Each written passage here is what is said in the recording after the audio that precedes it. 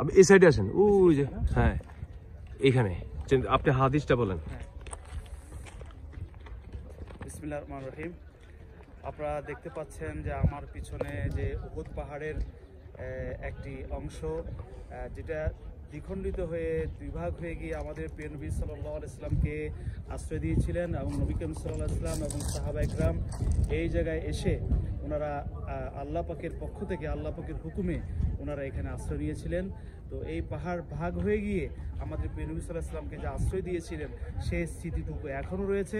বিভিন্ন দর্শকবৃন্দ, আপনারা বিভিন্ন জিয়ারতকারী যারা আসছেন তারা সেগুলো দেখছেন এবং এগুলো দেখে তারা ধন্য হচ্ছেন। আসসালামু আলাইকুম রহমতুল্লাহি ওয়া বারাকাতুহু। নিকট জুম করে নি।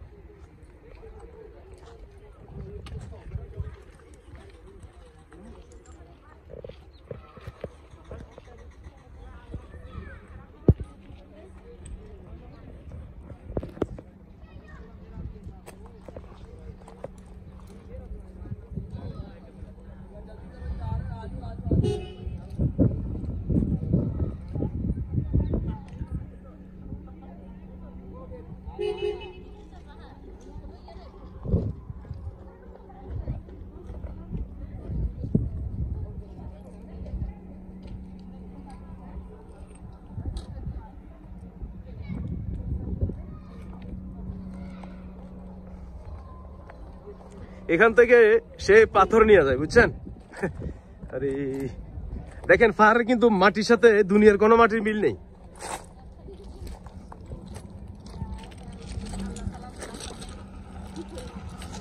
জি, এ পাহাড় ফেটে গেছিল আর কি, ফেটে গিয়ে জায়গায় দিছে।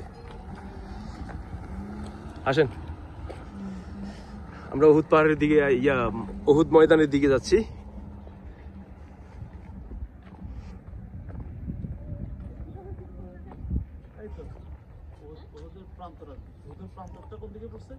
ওইখানে যেখানে যুদ্ধ হয়েছে আর কি, আমি দেখাবো, আসেন।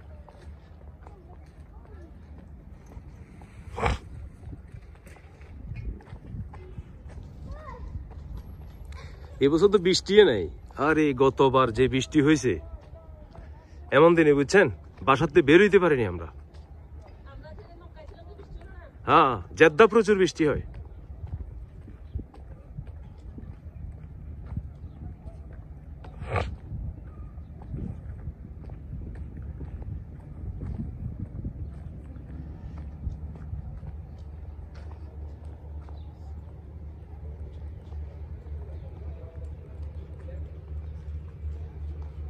এই পুরোটা একটা পাহাড় আর কি। হ্যাঁ, পুরোটাই একটা পাহাড় আসলে। জি, যদিও আলাদা আলাদা এক অংশের নাম থাকে।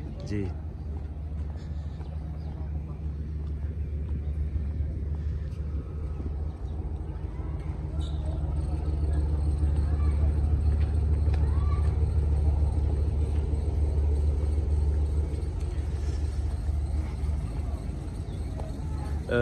খন্দক মসজিদ যেখানে আপনার গর্ত করা হয়েছে, ওই যে পাথরের কথা বললো নবীজি সরাই ফেলছেন আল্লাহর হুকুমে, সেখানে নিয়ে যাবো এখন।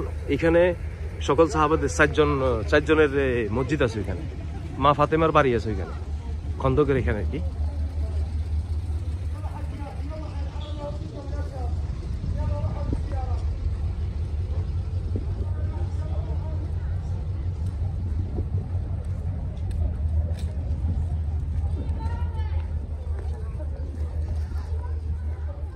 আমি আরেকটা স্থানে নিয়ে যাচ্ছি, যখন নবীজি দাঁত মোবারক শহীদ হয়, আঘাতকৃত হন, আহত হন, সর্বপ্রথম উহুদ পাহাড়ের ঠিক এই জায়গাটিতে আশ্রয় নেন।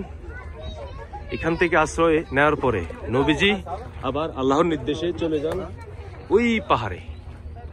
এই যে জায়গায় প্রথম তিনি এখানে আশ্রয় গ্রহণ করেন। ধন্যবাদ সবাইকে। সবাই আমার চ্যানেলটিকে সাবস্ক্রাইব করবেন, পাশে থাকা বেল আইকনকে ক্লিক করে রাখবেন। আসসালামু আলাইকুম।